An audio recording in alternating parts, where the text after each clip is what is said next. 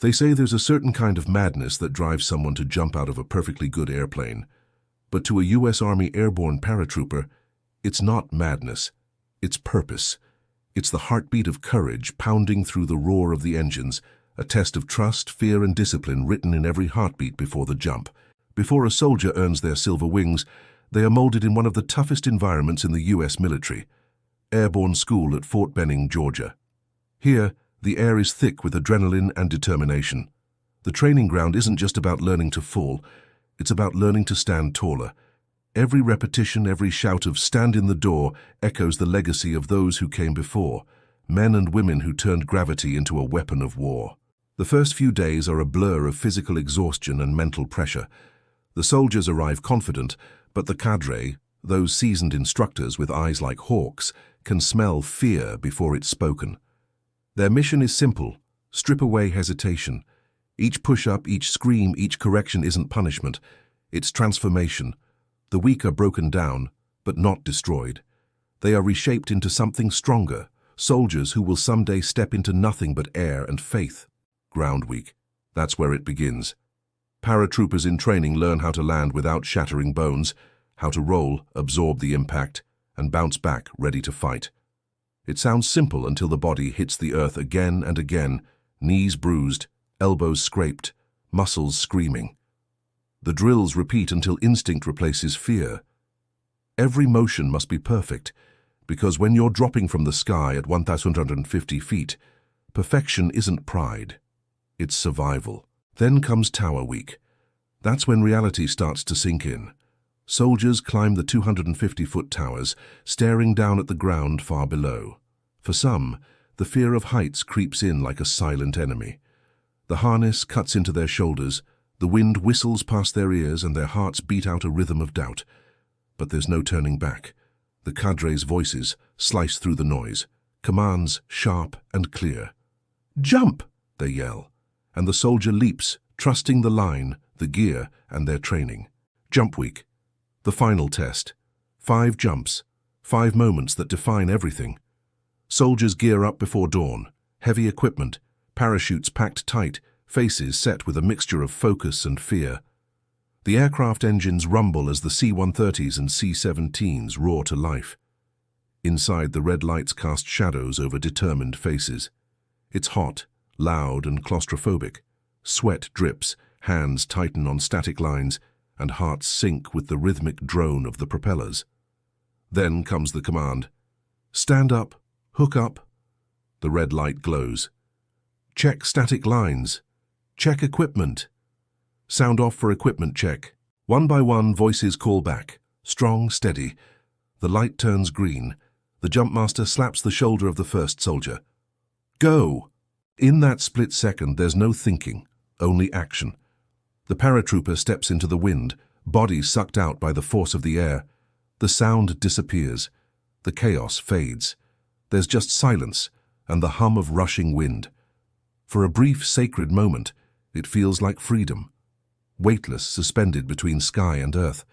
Then the parachute snaps open. The world slows down again. Below, fields stretch endlessly, and the ground rushes closer. A perfect landing means another day to fight, another mission to complete. When their boots hit the ground, they're no longer just soldiers, they're paratroopers, members of one of the most elite brotherhoods in the U.S. Army. The silver wings on their chest aren't just metal, they're earned drops of sweat, scraped knees, and silent prayers answered somewhere between fear and faith. But the story doesn't end with training, because the airborne life, the real life, begins after the wings.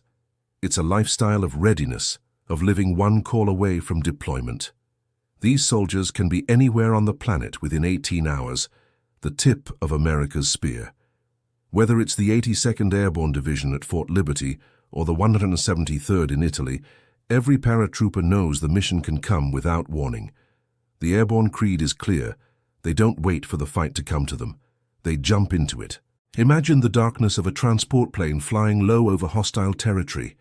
The red lights flicker on, and rows of soldiers sit in silence, faces covered in camouflage, weapons tight to their chests.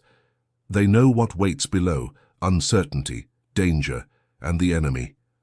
And yet, When the command comes, they rise.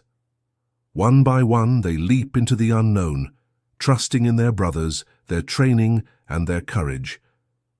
That is the essence of the airborne, facing chaos and mastering it. It's not just about war, though. It's about discipline, pride, and heritage. The airborne roots run deep, back to World War II, when paratroopers dropped into Normandy before dawn on D-Day, their parachutes filling the night sky like ghosts of freedom.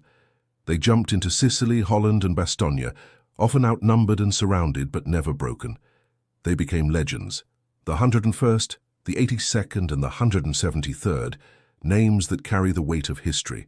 Today's paratroopers carry that same fire. They wear the patch of those who fought before them and honor the legacy with every jump. Each operation, each training mission, is a living tribute to those who never came home. The airborne tradition isn't just remembered, it's relived. Ask any paratrooper what it feels like to jump, and they'll tell you it's never routine, it's always a rush. That moment when you're at the door, heart hammering, looking into the void.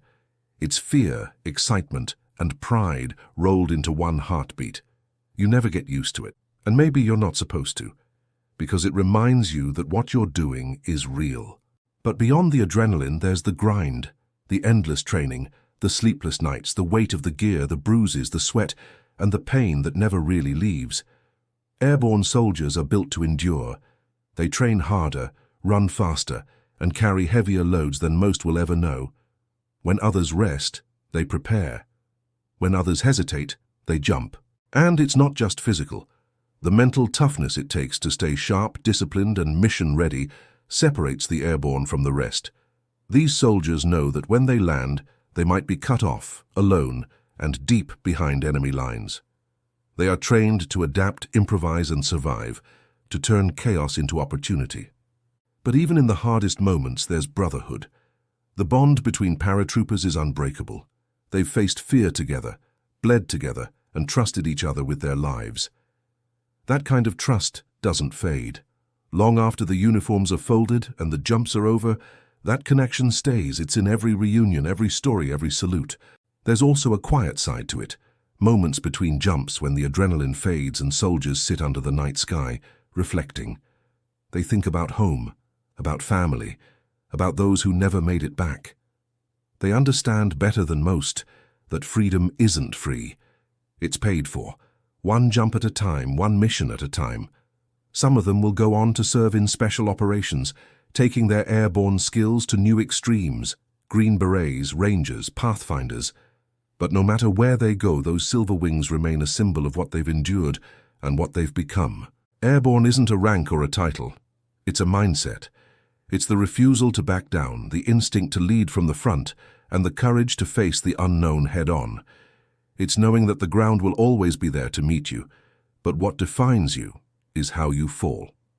From the jungles of Vietnam to the deserts of Iraq, from Afghanistan's mountains to humanitarian missions across the globe, the U.S. Army Airborne has left its mark on history. They've brought hope where there was none, fought where others couldn't, and stood as symbols of America's strength and resolve. Today, new generations step up to earn those wings. Men and women from every corner of the nation, drawn by the same calling, to serve, to jump, to lead. They are the next wave of history, the continuation of a story that began with courage and will end only when courage itself fades, which it never will. So what's it really like to be a U.S. Army Airborne paratrooper? It's waking up every day ready for the unexpected. It's pushing your limits until limits no longer exist. It's trusting your brothers and sisters more than yourself.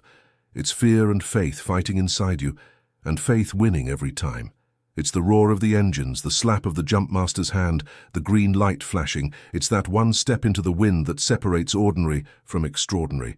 Because when you've stood in the door, looked into the void, and jumped anyway, you understand something most people never will.